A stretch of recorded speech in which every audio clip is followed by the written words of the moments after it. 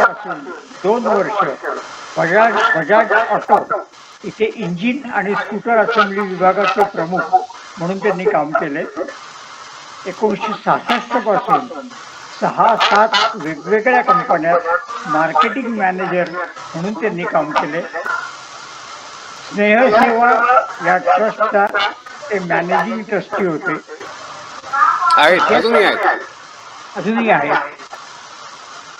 चित्पावन परिवार कोथरूड येथेही ते सध्या ट्रस्टी म्हणून कार्यरत आहेत. बालपणापासून त्यांना समाजसेवेची आवड आहे आणि प्रवासाची खूप आवड आहे. संपूर्ण भारतभर त्यांनी प्रवास केलाय. इंदिरा पॉइंट या भारताच्या दक्षिण टोकावर ते जाऊन आले. प्रवास म्हटलं की या वयात सुद्धा ते तयार होतात. या वयात म्हणजे त्यांचं वय 83 वर्षाचं आहे हे लक्षात घ्या. या संस्थांच्या व्यतिरिक्त अनेक लहान सहान गटांवर गटप्रमुख म्हणून ते काम करतात. आणि ताजी आणि सगळ्यात महत्वाची ओळख म्हणजे ते आपल्या चित्पावन आठवले फाउंडेशनचे अध्यक्ष आहेत. दक्षिणेकडे होस्मट, मंगलोर हे त्यांनी खूप काम करून पुष्कळ आठवले परिवारांना आपले सभासद करून घेतले. मी अनिलजींना विनंती करतो, आजही ते आपल्याला चित्पावन आणि चित्पावन समाज या विषयावर आपल्याशी बोलणार आहेत. मी त्यांना विनंती करतो की त्यांनी आपलं भाषण सुरू करावं. नमस्कार, मी अनिल महादेव. तुम्हा सर्वांना माझ्या शुभेच्छा आणि अभिवादन. मागल्या महिन्यामध्ये ॲडव्होकेट नारायण गोविंद हेब्बार आठवले यांनी आपल्याला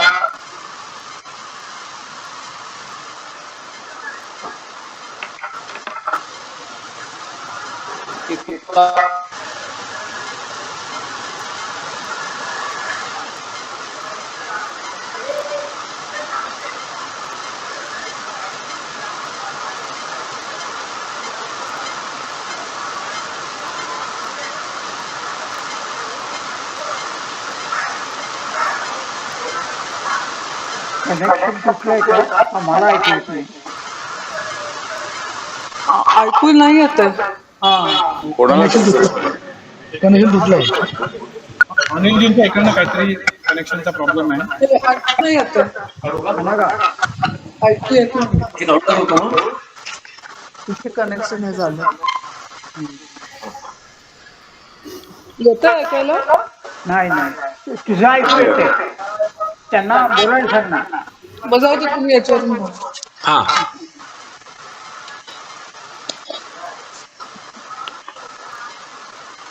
माझ्या बौद्ध संस्थेची लोकांची माहिती सांगितली. त्याने ज्येष्ठ कराडे बोलू का? हा, तर एक मिनिट एक मिनिट बोलू का? हो, एक क्षणभर थांबा. हो, एक क्षणभर थांबा.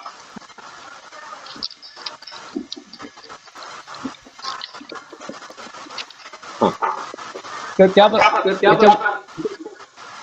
त्या कोकणस्थान आपल्या खेरीज इतर ब्राह्मणांची जी लोक आहेत, म्हणजे कोणी भंडारी, कुणबी, ह्या लोकांना देखील कोकणस्थच म्हटलं जातं. आणि त्या कोकणस्थांच्या पुण्यामध्ये नियमितपणे सभा आणि संमेलन होत असतात. असो, कोकणस्थ ब्राह्मणांना कोकणस्थांना विशेषतः देशस्थानी दिले आहे आणि ते कोकणस्थांनी स्वीकारलं आहे. मात्र हे कोकणस्थ जेव्हा कोकणात होते तेव्हा त्यांना चित्पावन हे नाव होते. त्या चित्पावनांची भाषा चित्पावनी. चित्पावनी भाषेचे इतर कोकणी भाषांशी साम्य आहे, परंतु खूप फरक देखील आहे. कोकण भाग पूर्वी 3 जिल्ह्यांचा होता. ते जिल्हे म्हणजे ठाणे, रत्नागिरी आणि कुलाबा. या सर्व भागांमध्ये कोकणी भाषाच होती. त्याच्यातली परंतु त्या सर्व लोकांच्या भाषा थोड्या वेगळ्या आहेत. उदाहरणार्थ रत्नागिरीची कोकणी भाषा वेगळी, मालवणची वेगळी, सावंतवाडीची वेगळी. गोव्यात देखील कोकणी भाषा होती आणि आजही आहे. ती पण या वरील कोकणीपेक्षा थोडी वेगळीच आहे. तशीच चित्पावनी देखील वेगळी भाषा आहे. कोकणातून जी ब्राह्मण मंडळी आणि त्यांचे चित्पावन, त्यांचं नाव चित्पावन, परंतु ह्या मंडळींनी चित्पावनी भाषा सोडली. तसेच चित्पावन नाव सोडून कोकणाचं नाव स्वीकारलं. सुमारे 400 ते 450 वर्षापूर्वी अनेक चित्पावन मंडळी देशावर ऐवजी कर्नाटकात म्हणजे आजच्या मंगळूर जिल्ह्यात स्थलांतरित केले. ही मंडळी प्रथम दुर्गे, हरिहरेश्वर येथे गेली, नंतर पुढे धर्मस्थळ जे देनांचं तीर्थस्थान आहे त्याच्याजवळ कोसमठ, शिशिला, मुंडाजे, करकेरा, उजिरे या गावात स्थायिक झाली. त्याचप्रमाणे कैलासवासी लक्ष्मण उर्फ अप्पू हे पहिले आठवले 350 वर्षापूर्वी चिपळूण भागातून कोसमठला आले व स्थायिक झाले. असो, कर्नाटकातील स्थलांतरित लोकांनी त्यांची मूळ भाषा चित्पावनी सोडलेली नाही. आज 400 वर्षांतर देखील त्या मूळ चित्पावन मंडळींचे वंशज चित्पावनी बोलतात, अर्थात घरात किंवा आपापसात बोलताना. बाहेर त्यांना कानडी बोलावे लागते. त्यांचे शिक्षण देखील कानडी माध्यमातून असते. एक काळ असा होता की त्या भागातील सर्व जमिनी चित्पावनच्या होत्या. चित्पावन मंडळी जात्यास हुशार, धाडसी, कष्टाळू. त्यांनी त्यांचा हा स्वभाव आजही जपला आहे. चित्पावनांचा धाडसी, हुशार ह्या गुणांमुळे त्यांनी दक्षिण कर्नाटकात चांगलाच दम बसविला. त्यांनी शेती, गाव व्यवस्थापन ह्यात लक्ष घालून चांगल्या सुधारणा केल्या. त्यामुळे तत्कालीन त्या भागातल्या राज्यकर्त्यांनी त्यांना हेब्बार पदवी दिली. हेब्बार म्हणजे आपल्याकडील पाटील. हेब्बारप्रमाणे अजून एक पदवी आहे ती म्हणजे नाडिग. नाडिग मंडळी जास्त करून इस्नूर, शिरसी ह्या भागात आहेत. त्या मात्र त्यांचे फरक आहे. हेब्बार मंडळ हे व्यवस्थापन काम बघायचे तर नाडिग लोक ईश्वराचं काम पाहत असतात. नाडिग म्हणजे आपल्याकडचे कुलकर्णी, हेब्बार म्हणजे आपले पाटील, नाडिग म्हणजे कुलकर्णी. आणि हे आपले सर्व पाटलांचं जसं आपल्या पाटील आपले असतात, कुलकर्णी असतात, तसे हे दोघं आहेत. पाटील गावचे राजे असत तसे हे हेब्बार होते. हेब्बारांची मोठी घरे होती व ती अजून जुनी घरे आजही आहेत.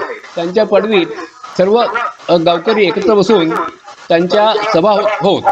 म्हणजे 50 ते 60 माणसं बसू शकते एवढी मोठी जागा त्यांना पदवी असणं आवश्यक होतं.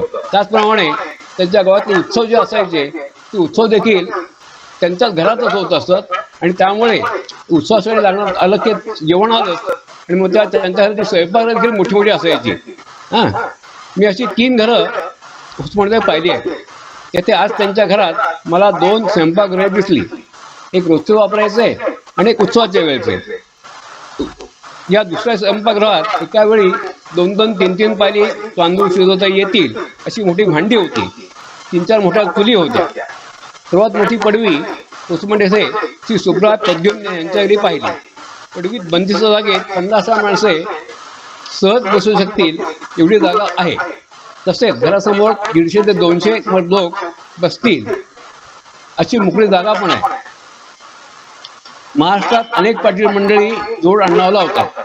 उदाहरणार्थ ढोले पाटील, वळसे पाटील, वेडे पाटील. त्याचप्रमाणे मंगळूरला गेलेल्या व हेब्बार पदवी असलेल्या चित्पावनांनी चित्पावन गोखले, हेब्बार गोखले, हेब्बार आठवले, हेब्बार दामले अशी आडनावाला वापरायला सुरुवात केली. तसेच नाडिग कानिटकर, नाडिग जोशी, नाडिग देव, नाडिग सप्रे अशी नावं आहेत. आता इन्सिडेंटली असं सांगता येतं आपल्याला इथे की आधीची नावं म्हटली ती सर्व कोकणाची होती, आपल्या चित्पावनची होती. आणि ही जी नावं आहेत नाडिग हे सर्व कराडे आहेत. असो, मला इतर चित्पावनचे माहीत नाही, परंतु हेब्बार आठवले यांच्यापैकी बऱ्याच जणांनी त्यांच्या नावातील आठवले वगळले आहेत. त्याची अनेक कारणे आहेत. त्यात एक महत्त्वाचे कारण म्हणजे कानडी लोक आठवले या नावाचा उच्चार नीट करत नव्हते, म्हणून आठवले नाव वगळले. त्यांच्या आधार पॅन कार्ड आणि पॅन कार्डावर आडनाव हेब्बार असंच आहे. आता हे बघूया, फोटो बघूया. हां, या फोटोमध्ये पहिला पण त्या पहिल्या फोटोमध्ये एका डाव्या बाजूला काही 6-7 नावं आहेत, आपली आडनावं आहेत. उजव्या बाजूला त्यांचे उच्चार पण त्यांनी दाखवले आहेत. त्याच्यात पहिलं आडनाव अर्थात आठवल्यांचं आहे. तर आठवल्यांचं आठवले चा पाय मोडलेला, 8 वळे अशी 3 तऱ्हेने म्हटलंय. दुसरं नाव आहे दामले, दामले मल दामुले, दामुल, दामलो, दामलो अशी ती वेगळी तऱ्हे म्हणत असत. चिपळूणकर, चिप्पणकार, चिपळूणकर, चिपळूकर अशी तऱ्हेने म्हणत असत. पाळंदे, पळंडे, पळंदेय, पाळंदेघ, पाळंदेदा, गोगटे, गोगटदंडा, गोगट्ट हरी, फडके म्हणजे फडको, फडकू अशा तऱ्हेने ते म्हणत असत. असो, थोडे विषांतर होत आहे, पण आठवले म्हणून सहज सांगतो. सोलापूरचे हिंदू महासभेचे आमदार धर्मवीर वीरा पाटील हे पाटील आडनाव लावी, परंतु त्यांचे मूळ आडनाव कंदलावकर आहे. ही माहिती मला त्यांच्या नातवाने दिली. म्हणजेच कंदलावकर पाटील ऐवजी फक्त पाटील आडनाव आले. दक्षिण कन्नड राज्यातील सर्व चित्पावनांना हेब्बार पदवी नाही, म्हणून त्याचे हेब्बार नसलेले आठवले, गोखले, जोशी, मराठी अशी माणसे आहेत. दक्षिण कर्नाटकातील आपल्या बांधवांनी आपली मूळ चित्पावनी भाषा, ज्याला आमची भाष असे देखील म्हणतात, ती 400 वर्षांनंतर देखील जपून ठेवली आहे. ती भाषा ते घरात व इतर चित्पावनांशी बोलताना आवर्जून वापरतात. त्याबद्दल त्यांचे कौतुक करावे तेवढे थोडेच आहे. मात्र 400 वर्षापूर्वीची चित्पावनी व आजची चित्पावनी यात थोडा फरक आहे. तसे होण्याचा अर्थ स्वाभाविकच आहे. ज्ञानेश्वर महाराज, रामदास स्वामी यांची मराठी आणि आपली आजची मराठी या दिवसावर आहेच की. असो, हल्लीच्या चित्पावनीमध्ये काही मराठी आणि काही कानडी शब्द आहेत. कानडी शब्द आहेत. आम्ही काही चित्पावन मंडळींनी त्यांच्या आडनावातून मूळ आडनाव वगळले असले तरी ते खासी बोलताना त्यांच्या मूळ आडनावाचा अभिमानाने उल्लेख करतात. पोस्टमॉर्ट, शिशिला, धर्मस्थळ भागातील आठवल्यांनी आठवले कुलवृत्तांत नावाचे पुस्तक प्रकाशित केले आहे. पुस्तकाच्या मुखपृष्ठावर आठवले हे नाव प्रामुख्याने छापले आहे. हा जुना फोटो बघूया आता. पुस्तकाच्या शेवटच्या पानावर, पुस्तकाच्या मुखपृष्ठावर पहिल्या पानावर ज्यांनी आणि एक आणखीन आहे ते इथं दाखवतो आणि नंतर आणखी फोटो नंतर दाखवतो. त्याच्यामध्ये ज्या लोकांनी मदत केली हे कुलवृत्तांत तयार करायला, त्यांची पण फोटो आहेत. हां, तर त्यांचे आडनाव जरी हे आठवले आहे. हां, सॉरी, एक मिनटं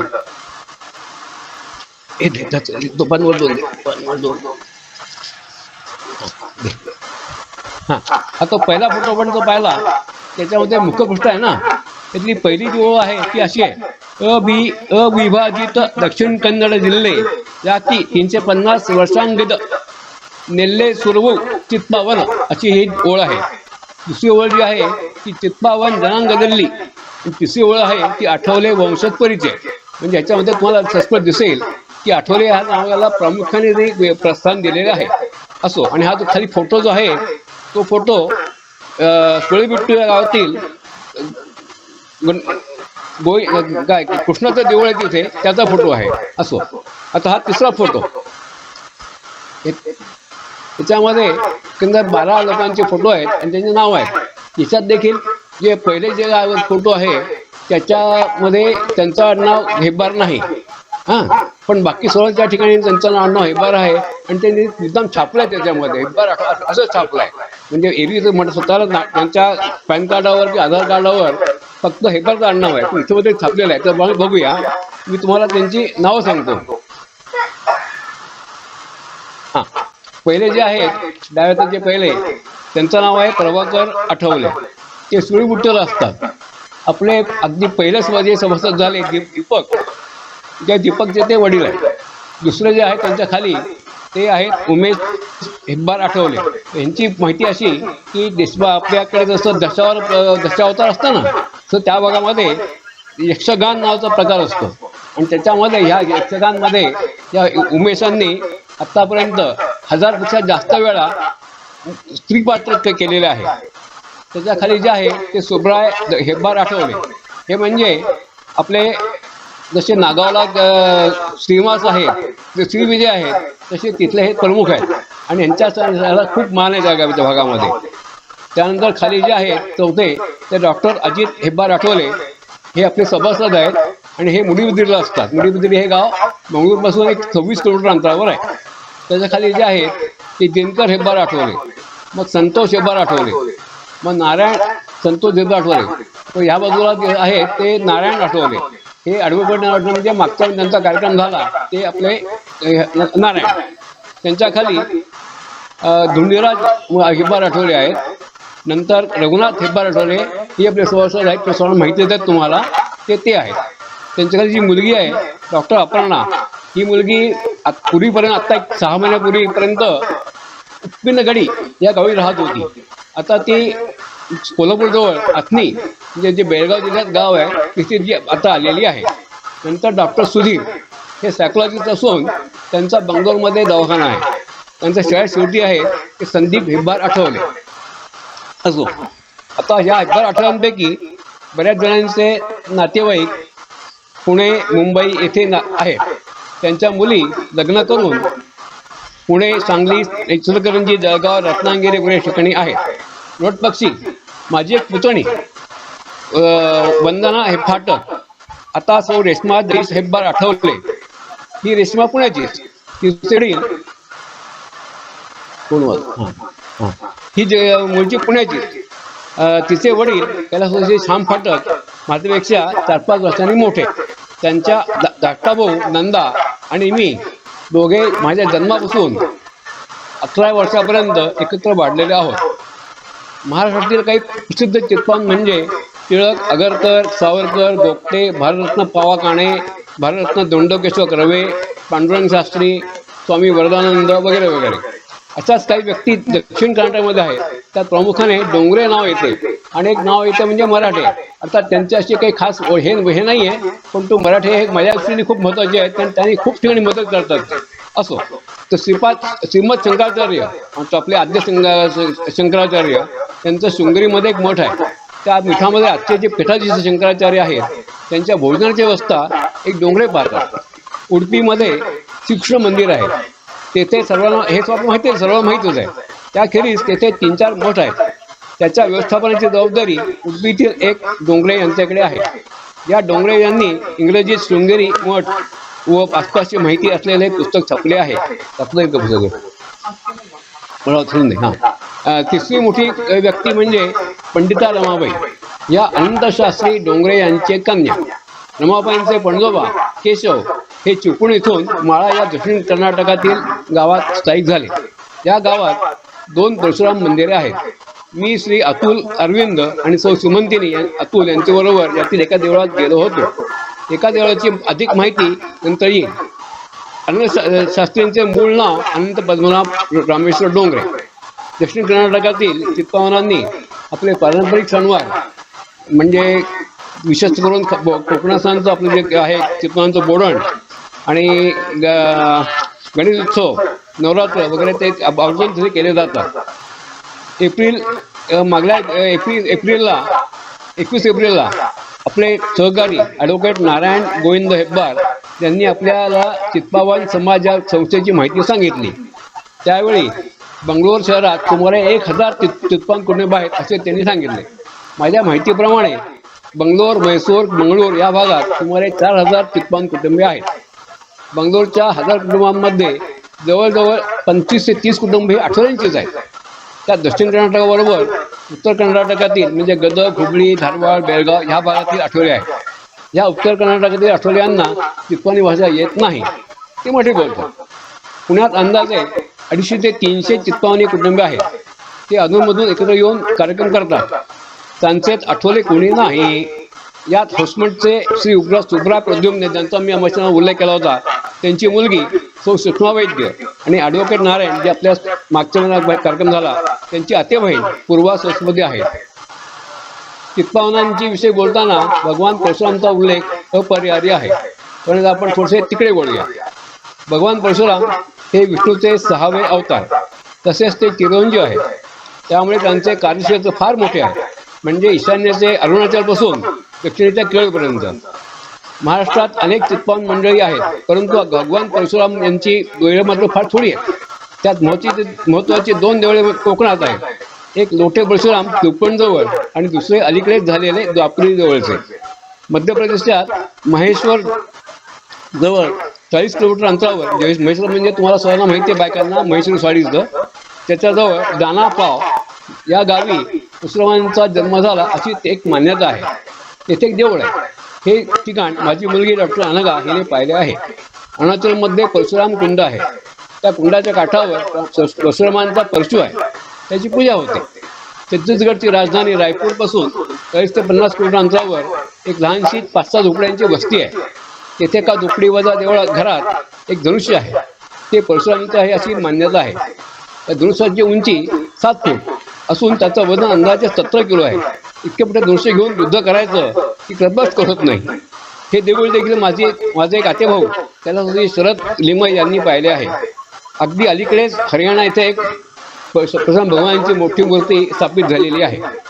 कर्नाटकात परशुरामांची खूप देवळे आहेत. त्यातील महत्त्वाची व प्राचीन देवळे म्हणजे 400-450 वर्षापूर्वीपासून असलेली देवळे पुढीलप्रमाणे.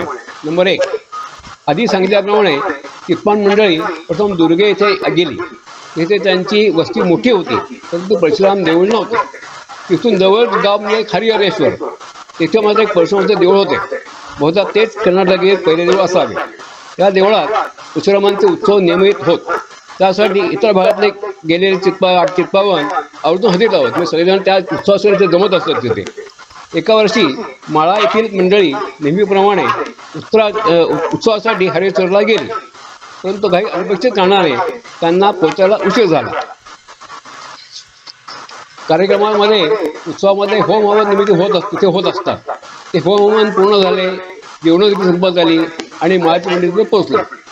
त्यांना झालेला उशीर पाहून काही लोकांची ती टिंगल केली, या उष्टी खडकाची गाडी आहेत त्याला हातभार लावा असं म्हणून ते चिडवू लागले. असो. नंबर 2, उत्सवानंतर मंडळी माळ्याला परत येत होती. गावाच्या विषयावर आल्यावर त्यांचा जो प्रमुख होता त्याने जाहीर केले की आपला अपमान झाला म्हणून यापुढे आपण हरिहरेश्वरला जायचे नाही. आपण आपल्या गावातच परशुराम मंदिर बांधू. तो पुढे म्हणाला, जोपर्यंत मंदिराची भूमिपूजन होत नाही तोपर्यंत मी घरी जाणार नाही. त्यानंतर गावात एक विधवा महिला जी जैन होती तिने तिची जागा मंदिरात दान केली. अशा रीतीने माळातले पहिले परशुराम मंदिर तयार झाले. ही 2 देवळं अशी झाली. तिसरं देऊळ माळातील दुसरे मंदिर गुलेमने येथील ते डोंगरे व कुटुंबियांनी पुनर्स्थापित केले म्हणून त्यास आता गुलीमले मंदिराऐवजी डोंगरे मंदिर असं नाव पडले. मूळ देऊळ 17व्या शतकातील आहे. देऊळ साधे म्हणजे अगदी चपरासाठी झावळ्यावर घातले असं होतं. गेला तिथे आग लागली, मंदिर जळून गेले. मूर्तीला थोडी झळ लागली म्हणून मूर्तीचे जवळच्या नदीत विसर्जन केले गेले. मूर्ती त्याच जागी अनेक वर्ष होती. पुढे डोंगरे कुटुंबाने एका मराठे यांच्या मदतीने, मी म्हटलं ना डोंगरे मराठे असतात ते असे मराठे, ते मूर्ती शोधायला मदत केली. मूर्ती शोधली, साफ केली आणि परत ते पाहिल्यानं लक्षात त्यांच्या आलं की मूर्ती उत्तम स्थितीत झाली, काहीच तर झालेलं नाही आहे आणि म्हणून ती मूर्ती मी परत आणून त्या देवळात पुन्हा स्थापित केली. त्या देवळात डोंगरे मंदिर असं नाव म्हणून पडलेले आहे. माळातले हे दुसरे देऊळ. माळा येथील ही 2 देवळे मंदिरांपैकी एक देऊळ मी अतुल व सीमा यांच्यावर पूर्व पाहिले आहे. दुसरं देऊळ असतात तेव्हा माहीत नव्हतं, नाही तेही पाहिलं असतं. असो.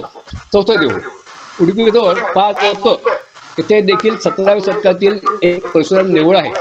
पाजक हे जगद्गुरू संगाचार्य यांचे समकालीन श्रीमद मध्वाचार्य यांचे जन्मगाव आहे. 5, मुंडाचे येथे भगवान परशुरामांची 2 देवळे आहेत. दोन्ही खूप जुनी आणि पुरातन आहे. 6, दरबे तडका येथील परशुराम मंदिर देखील पुरातनच आहे, अर्थात जरा नवीन म्हणजे 1862 सालचे. तिथे देखील दरवर्षी अनेक उत्सव साजरे होत असतात.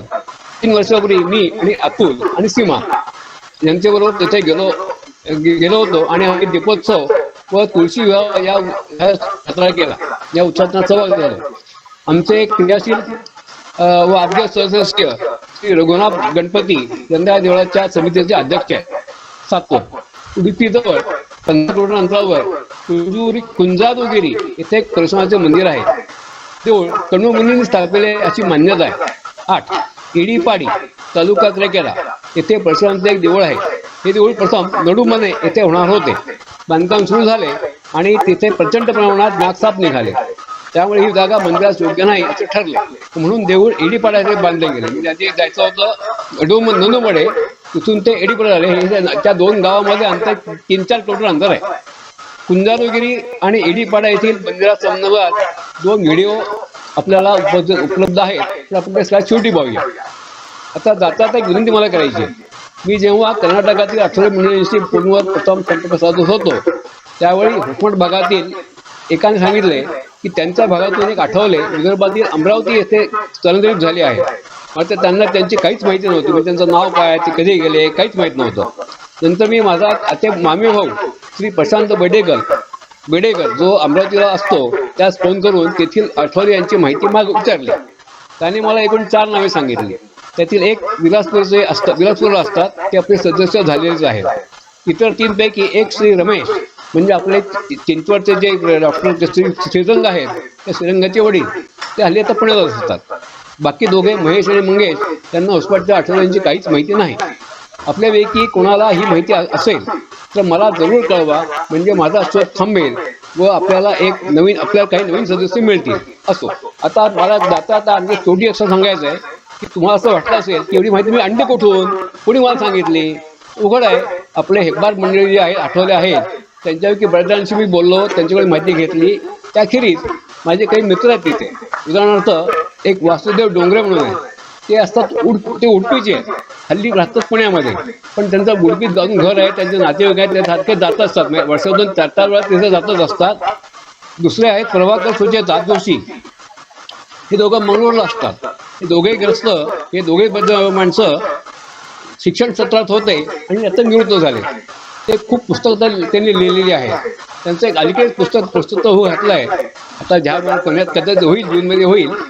ते पुस्तक चितमानावर आहे आणि 1000 रुपयाची पुस्तक आहे. आता मी तुम्हाला सांगणार नाही, पुस्तक घ्या वाचा, कारण ती भाषा त्याची कानडी आहे, म्हणजे लिपी कानडी, भाषा चित्तवणी आहे, लिपी कानडी आहे. त्यानंतर आणखी एक आहेत ते म्हणजे गोविंद दामले, हे शिशिरा गावात असतात. शिशिरा गाव हे ज्या तुमचा उल्लेख तर मी माशी केलाच एकदा, ते शिशिरा गावात होतं. आणि दामले म्हणजे आपलं जे पुस्तक तुम्हाला दाखवलं मी चित्पावन आठवले चित्पावन हे कोकणा चित्पावन आठवल्यांचं पुस्तक दाखवलं ना तुम्हाला मी, त्या पुस्तकाचे ते संपादक आहे. त्यांचं एक आहे राजाराम स्वादी, म्हणजे आपल्यापैकी विनायक किंवा मग काय तो स्वप्नील यांना ते माहिती आहे, कारण त्या दोघं मी गेलो होतो ह्याला तिकडे, किंवा त्याला मी त्यांची ओळख करून दिली होती. हे मूळचे शिर्षीचे, आता गेले 50-1 वर्ष मुंबईतच असतात. आणि एक विजय देव, ते मात्र शिर्षीत आहेत. या सर्वांनी मला खूप माहिती दिली, त्याबद्दल त्यांचे धन्यवाद. आता आपण ते व्हिडिओ बघूया. हा स्वप्नील, तू व्हिडिओ दाखवणारस ना, दाखव. हा हा,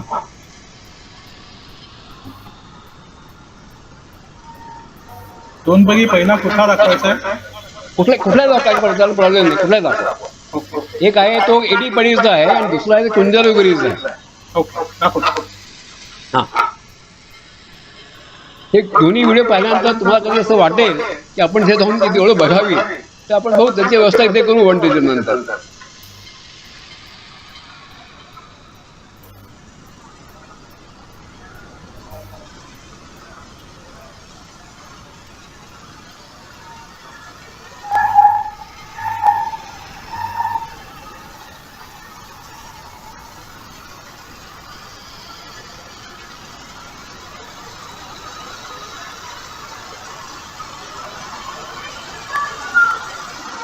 Namaskara.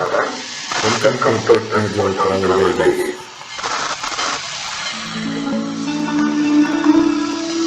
We are going to a lesser known small temple on a hillock today.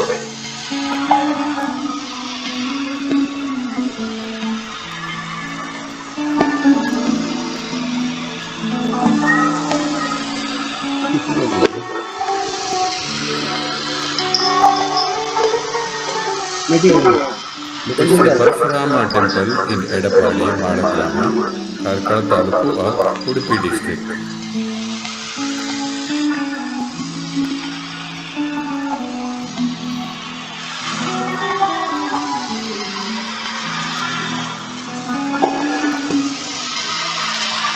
This is a single-deity temple with only Guru Parashurama's idol.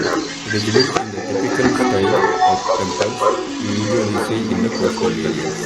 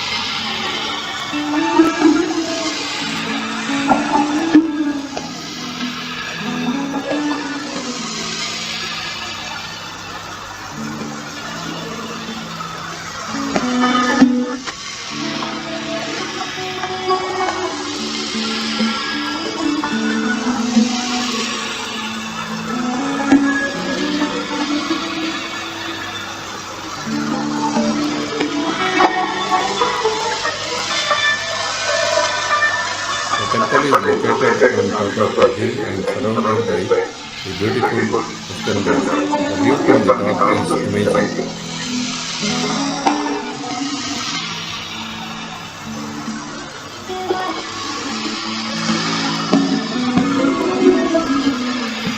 Do visit this peaceful temple if you are in Kolkata.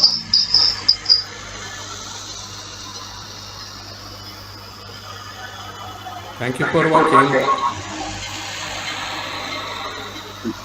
हा, आता दुसरं नाव बरं का हो लावतो. ते जे दिलं होतं पडी एडी पाडी हे म्हणजे त्याच्यात खूप नाग दिले ना, साप निघाले नाग निघाले, ते गाव तेच देऊळ आहे.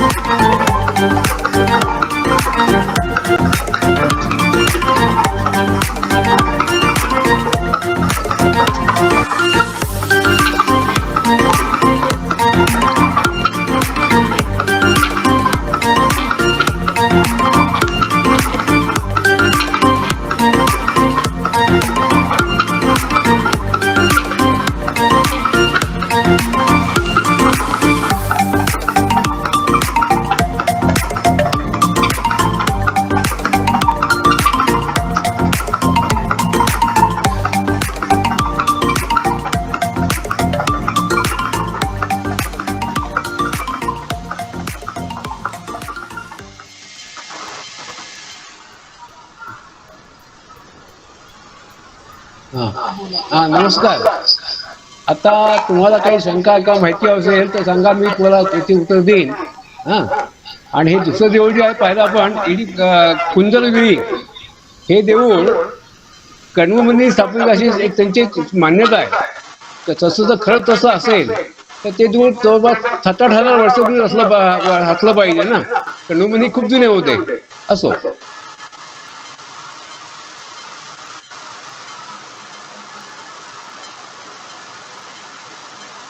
कोणाला काही प्रश्न शंका असला तर विचारा.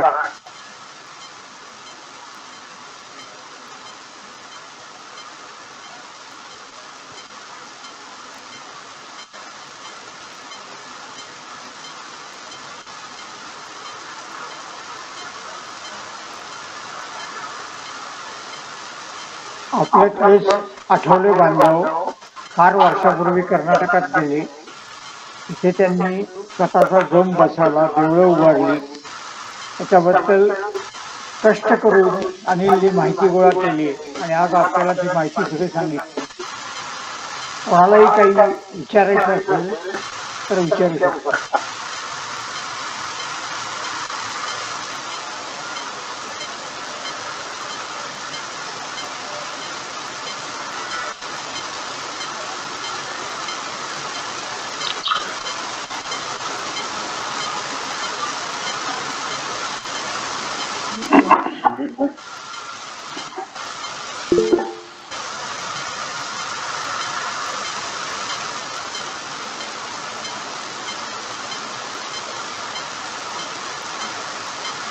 आणि ही सगळी माहिती त्यांनी गेले काही महिने त्यांनी परिश्रम करून लोकांशी बोलून कित्येक ठिकाणी कन्नडमध्ये लिहिलेलं आहे. त्याचा कोणाकडून तरी कन्नड आणि मराठी येणाऱ्या माणसाकडून अर्थ समजावून घेऊन असं बरंच काम त्यांनी केले.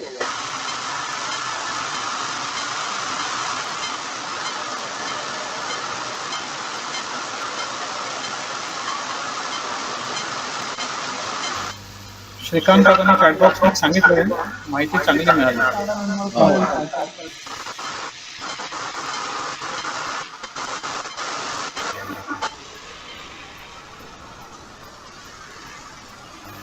खूप कष्ट आहे असं लिहिलेलं आहे त्याने. श्रीकांत काकांना लिहिलेलं आहे चॅटबॉक्सला.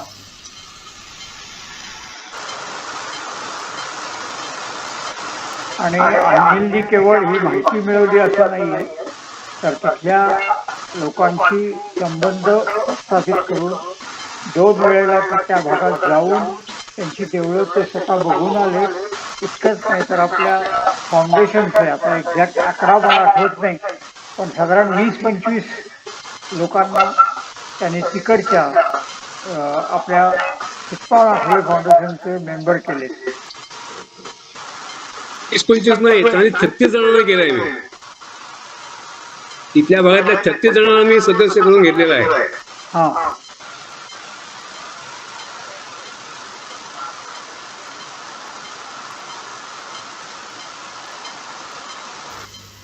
मला वाटतं श्रीकांत काका तुम्ही बोलावं, चॅटबॉक्स मध्ये सांगताय.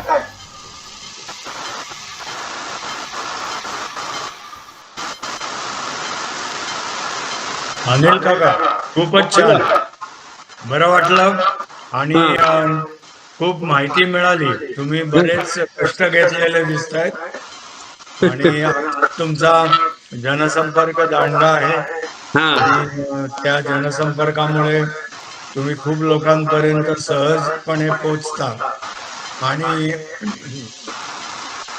त्याचमुळे तुम्ही त्या भागातले 36 लोक आपले सभासद पण करून घेतलेले आहेत. खूपच छान, धन्यवाद. असं आहे की आपण सगळे आत्री माणसं, आत्री गोत्री आहोत. आणि आत्री गोत्र म्हणजे सर्वांशी मैत्री अशी म्हणच आहे. आणि त्यामुळे माझी सर्वांशी इथे मैत्री लगेच होऊन जाते. तिथे जाईल तरी लगेच मैत्री करतो, ओळखीचं होतात, मला माहिती सांगतात. आता पराने का मी त्याला सांगितलं, तो विजय देव म्हणून आहे शिरसेचा, प्रथम त्याशी बोललो आणि ते मला खूप माहिती मला दिली मला त्यांनी. खरं आहे, आत्री गोत्राचा गुणच आहे तो.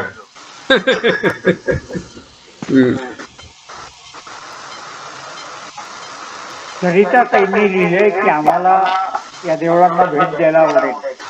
नक्की जाऊया ना आपण.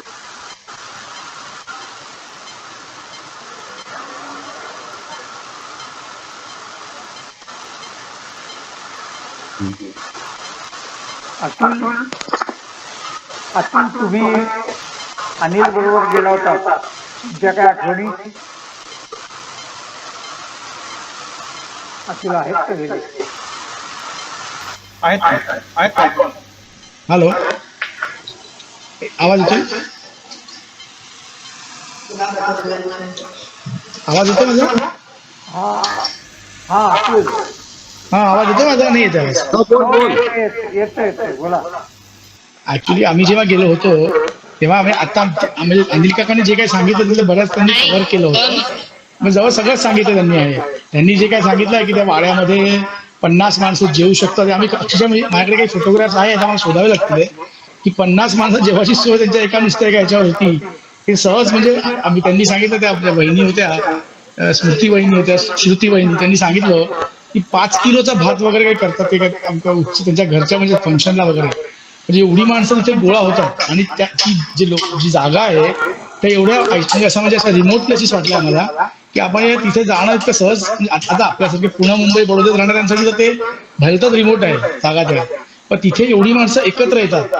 ज्या तुलसी विवाहाची गोष्ट करत होते काका, तिथे आम्ही रात्री 12 वाजेपर्यंत जवळजवळ माझ्यामध्ये 100 माणसं असू, आणि ते इतके रिमोट प्लेस आहे तिथे दुसरं काही साधन असावं असं वाटत नाही. प्रत्येका स्वतःचं व्हेकल असेल तरच तो येऊ शकतो, आणि एवढी माणसं स्वतःची व्हेकल घेऊन एवढ्या म्हणजे जंगलच होते, मला जंगलात असं म्हणायला हरकत नाही, इथे लोक गोळा होतात. हे म्हणजे खूप कौतुक करणारी गोष्ट आहे. त्यांनी जो विचारलाय की मला जायचं बघायला आवडेल, मी तुम्हाला असं सांगू इच्छितो की जानेवारी महिन्यामध्ये मला विचार चाललाय इथं जायचं म्हणून काही दुसऱ्या कामासाठी. तर मग आपण सगळे आलात तर आपण एक लहानशी सरस कसे काढूया.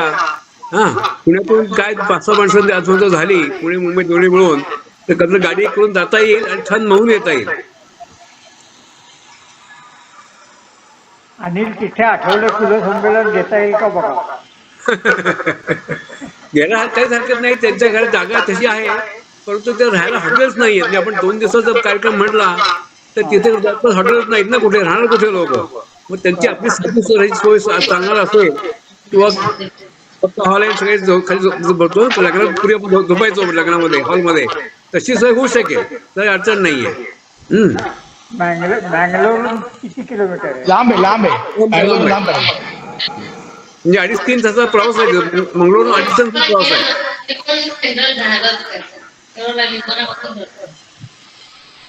हो बरोबर आहे, तुम्ही जे म्हणता ना धार्मिक लोक फार धार्मिक आहेत, ते अगदी मला मान्य आहे. आम्ही त्याचा अनुभव घेतलेला आहे, त्याचा आम्ही त्याचा अनुभव.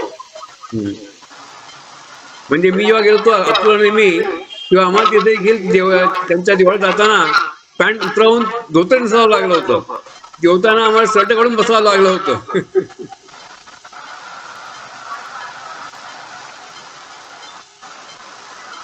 म्हणजे आपल्या जुन्या परंपरा त्या अजूनही पाळतायत, त्या आपण पाळत नाही.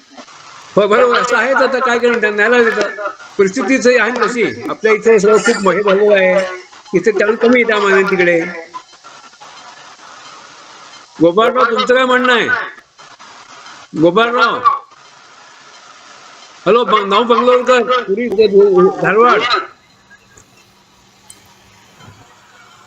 जुना काळ अनुभवायला मिळेल बहुधा तिथे. हो नक्की मिळेल. ती जुनी घरं त्यांच्या आहेत ना. आता मागच्या वेळेला नायगावमध्ये ते आपण दाखवलं, नागावला त्यांचं जे घर आहे ते 160 वर्ष जुनं आहे. तिने आपण त्याचे व्हिडिओ दाखवला तिने आपल्याला.